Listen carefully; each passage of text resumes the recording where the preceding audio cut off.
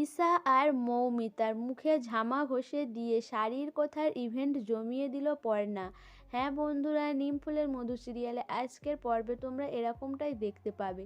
পুরো গল্পটা জানতে হলে প্লিজ লাইক দিয়ে সঙ্গে থেকো। পর্ণার শাড়ির কথার ইভেন্ট কভার করতে আসে একে, যাকে দেখে পর্ণা আর রুচিরা অনুভব বলে চেল্লিয়ে ওঠে। এরপর পর্ণা আর রুচিরা অনুভবকে গিয়ে জড়িয়ে ধরে, বলে তুই এখানে কি করছিস। তারপরে সে জানায় যে সে সে এসেছে এই ইভেন্টের ছবি কভার করতে। তখন জিনিয়া জানায় এইটাই তার দাদা। পর্ণা জানায় অনুভব আর রুচিরা তারা একসাথে কলেজে পড়াশুনো করতো, অনেক মজা করেছে তারা। ফুচকা খাওয়া থেকে কলেজে ঘুরে বেড়ানো সব কিছুই অনুভবের সাথে তারা করতো। এদিকে পর্ণা আর রুচিরা যখন অনুভব বলে ডেকে ওঠে, তাদের সাথে ঈশাও ডেকে উঠেছিল অনুভব বলে, কিন্তু সেটা পর্ণার কানে আসে। পর্ণা জিজ্ঞাসা করে যে তারা যখন অনুভব বলে ডেকে উঠল, তাদের সাথে কে আরেকজন অনুভব বলল। তখন জিনিয়া বলে আমার দাদাকে তো অনেকেই চেনে, হয়তো কেউ চিনতে পেরেছে, তাই হয়তো আমার দাদার নাম ধরে ডেকে উঠেছে। তখন পর্ণা আর সেটা নিয়ে গুরুত্ব দেয় না। এরপরেই ঈশা আর মৌমিতা ভাবে যে এত কিছু করার পরেও পর্ণার শাড়ির কথার ইভেন্ট আটকাতে পারলো না।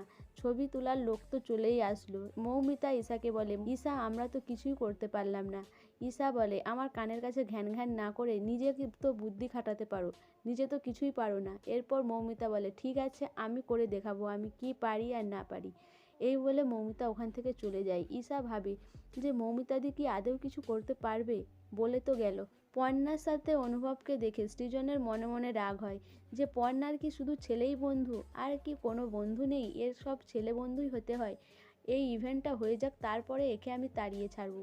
এইসব ভাবতে থাকে মনে মনে সৃজন। এরপর পর্ণা সবাইয়ের ড্রেস সবাইকে দিয়ে দেয় যাতে রেডি হতে পারে, কিন্তু মৌমিতা সেই ফাঁকে সব ড্রেস নিয়ে তার নিজের ঘরে লুকিয়ে দেয়, যাতে ড্রেসগুলো পরে কেউ ইভেন্টে পার্টিসিপেট না করতে পারে।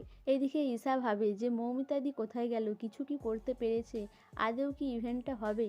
এরপর ঈশা যখন মৌমিতার খুঁজে যায়, তখন মৌমিতা আর তার বর ঈশাকে জানায় যে এই ইভেন্টটা হচ্ছে না। মৌমিতা আর তার বর মিলে সব ড্রেস লুকিয়ে দিয়েছে শাড়ির কথার, আর ড্রেস যদি না পরতে পারে তাহলে কি করে এই ইভেন্টটা হবে। এরপর ঈশা বলে বা মৌমিতাদি তোমার বুদ্ধি খুলেছে, এইসব বলতে থাকে। তারপরে পর্ণা চলে আসে ওখানে। এদিকে ঈশা ওখান থেকে পালিয়ে যায়।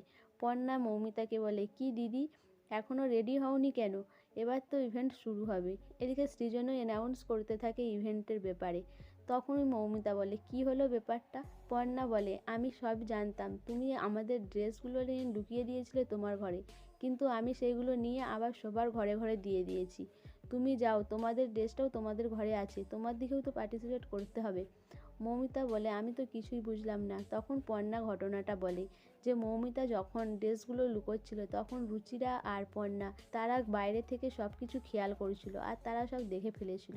সেই জন্য তারা সব ড্রেসগুলো আবার সবার ঘরে ঘরে দিয়ে দিয়েছে। এরপরে মৌমিতা ওখান থেকে চলে যায়, গিয়ে রেডি হয়। দত্তবাড়ির সবাই রেডি হয়ে যায়। এদিকে শাড়ির কথার ইভেন্টের প্রোগ্রামের নাম রাখে 12 মাসের 13 পার্বণ। 12 মাসের 13 পার্বণে বাঙালিরা কি করে সেটাই ওই গানের মধ্যে দিয়ে ইভেন্ট করে দেখিয়েছে দত্তবাড়ির সবাই। দুর্গাপুজো, কালী পুজো, 25শে ডিসেম্বর, পয়লা বৈশাখ সব কিছু নিয়ে পর্ণারা এই ইভেন্টটা কভার করে।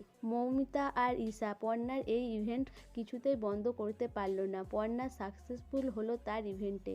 সো বন্ধুরা, ঈশা তো কোনোভাবেই পর্ণাকে এই ইভেন্টে হারাতে পারলো না। এবার কি অনুভবকে নিয়ে পর্ণাকে জড়িয়ে আবার নতুন চাল খেলবে ঈশা? তোমাদের কি মনে হয় অবশ্যই আমাকে কমেন্ট করে জানাবে। আর আমার ভিডিওটা ভালো লাগলে প্লিজ সাবস্ক্রাইব করে দিও, আর লাইক কমেন্ট শেয়ার করো।